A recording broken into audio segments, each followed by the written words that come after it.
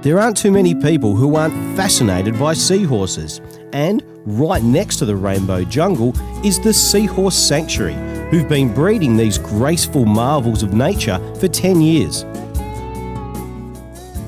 So we started this basically 10 years ago to try and make a difference in the pet industry. Yeah. The pet industry is decades old. They've been doing wild seahorses for decades, selling them around the world, and when they come in from the ocean, their ability to survive in captivity is fairly minimal. We started breeding the seahorses because we know that our offspring, when you teach them to eat the food that's in the pet shop, do survive and do beautifully. Oh, well, that's good. And so they're gradually taking the place of wild seahorses in the pet industry all over the world. We export from here all over the world. And what are we looking at here? What we're looking at here, right now, is one of our local West Australian species, the Western Spiny Seahorse. They're a spectacular seahorse. They just go the most gorgeous colours. And the reason why they're going those colours is because on bright orange rope, they're just trying to change colour and hide from us. So they're changing colour to what they're hanging on to. And how long does it take them to change colours? That's all about incentive. You know, you put one seahorse in that's black with a tank full of yellow seahorses and he'll change within about a day or two. Oh, wow. But if you change the rope and they're all bright orange, they'll take weeks and weeks and weeks to actually change colour. But you can get them to go almost any colour except for blue and green. Sorry, I was going to say probably because of the water. Yeah. Yeah, but my most favourite bit about the seahorses, I think, is the fact that it's the males, not the females, that get pregnant and have the babies. Oh my God, I did not know that. That's fascinating. Yeah, but the best part about that is the fact that when the boys do something like that, they do a really good job. They do a heaps better job than girls ever could. They can have anywhere between 50, 60 babies for some small species. And they're the ones that are over in the little buckets over there? Yeah, all the little tiny babies here eating the live food. But the most one seahorse male's ever been recorded having in one pregnancy was 1,500. So it's quite a lot that they can do, and it only takes them 2 weeks. Wow. Yeah. And they're absolutely gorgeous. Yeah, they're very sweet. You could sit watching them for ages and ages. That's the reason why we put chairs over there, is basically so that if you want to sit, you can sit as long as you like.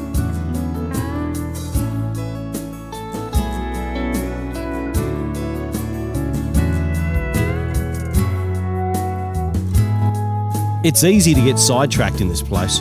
But finally, Mark and Taryn were heading south about 40 kilometres to Lucky Bay, one of the best beaches in Western Australia. One of its features is the giant dune system that was going to be Mark's first chance to really test out the new Pajero and to give Taryn her first four-wheel driving lesson. Yeah, this is what I like. This is what I like. Well, we'll have a run down here. We'll use the Pajero, eh? We'll do a bit of four-wheel driving. Are you going to let me have a drive? Yeah, you can have a drive. Don't worry about that. A couple of things we need to know when we're driving in a four-wheel drive. Never, ever hold your thumbs like that on the steering wheel. Okay. Always like that. And why is that? Because what will happen is, if the tyres grip in the sand, the steering wheel will either go to the left or the right and it'll break your thumb. Pull your mirrors in. Yeah, which we've done. That's what we've done. And once again, going through the bush, always windows up, because what will happen is you'll go through, you'll hit one of these trees, it will swing back and it could take your eye out. So you can have a lot of fun driving, four-wheel driving, but you've got to put some safety into action. All right. So we should be all right.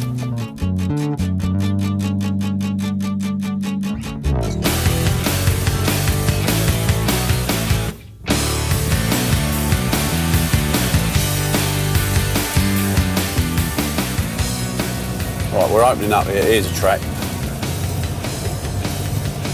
Right, let's have a look up here. Here's a track. This is the track. Look, we'll try this one. All right. First thing to do, always get out and walk the track. Okay. All right? Yeah. Always get out and walk the track first. And that's just so you know that it's like going to be good enough when you get up there. That's it, so it's nice and safe. All right. Sometimes it's a long walk. Yeah. But we need the exercise. Well, I do. Well, who does?